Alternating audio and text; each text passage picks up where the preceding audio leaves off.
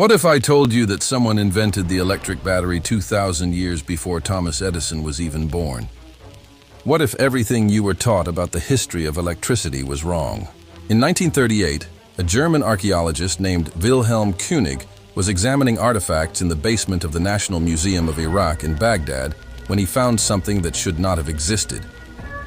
It was a small clay jar, about 5 inches tall, dating to approximately 200 BC during the Parthian Empire. Inside the jar was a copper cylinder, and inside the copper cylinder was an iron rod, all held in place by an asphalt plug at the top. The components were corroded in a pattern that suggested they had been exposed to an acidic solution, possibly vinegar or grape juice. König immediately recognized what he was looking at. It was a galvanic cell, a battery, built 2,000 years before Alessandro Volta created the first modern battery in 1800.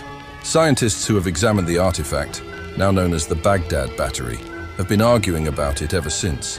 In 1940, Willard Gray, an engineer at General Electric, built an exact replica using copper, iron, and grape juice. It produced between 1.5 and 2 volts of electricity. It worked. The television show Mythbusters replicated the experiment and successfully used a series of Baghdad battery replicas to electroplate a small metal object with gold, proving that the devices could have been used for electroplating, a process of coating cheaper metals with a thin layer of gold or silver. If this is what the batteries were used for, it would explain something that has puzzled archaeologists for decades. Certain ancient Iraqi artifacts show evidence of electroplating that seemed impossible with the technology of the time. A perfectly uniform, thin layer of gold on silver objects that couldn't have been achieved through known ancient techniques like fire gilding or gold leaf application. Some researchers believe the batteries may have been used for something even more extraordinary.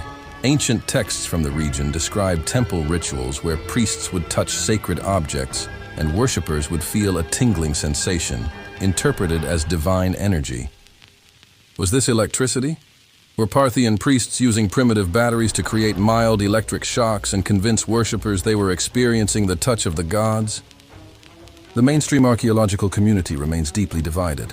Skeptics argue that the jar may have been used for storing scrolls, and that the copper and iron arrangement is coincidental. They point out that no ancient wires have been found, no evidence of circuits, and no written records describing electrical experiments. But supporters counter that the absence of evidence is not evidence of absence, that the Library of Alexandria and countless other ancient knowledge repositories were destroyed, and that we may be looking at the sole surviving fragment of an entire branch of ancient science that was lost. What haunts researchers most is a simple question. If this is indeed a battery, who invented it? What civilization understood the principles of electrochemistry 2 millennia before modern science caught up? And the most terrifying question of all, what else did they know that we've completely forgotten?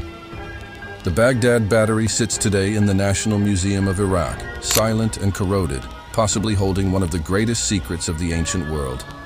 We may never know the truth, but the possibility alone should make us reconsider everything we think we know about what our ancestors were capable of.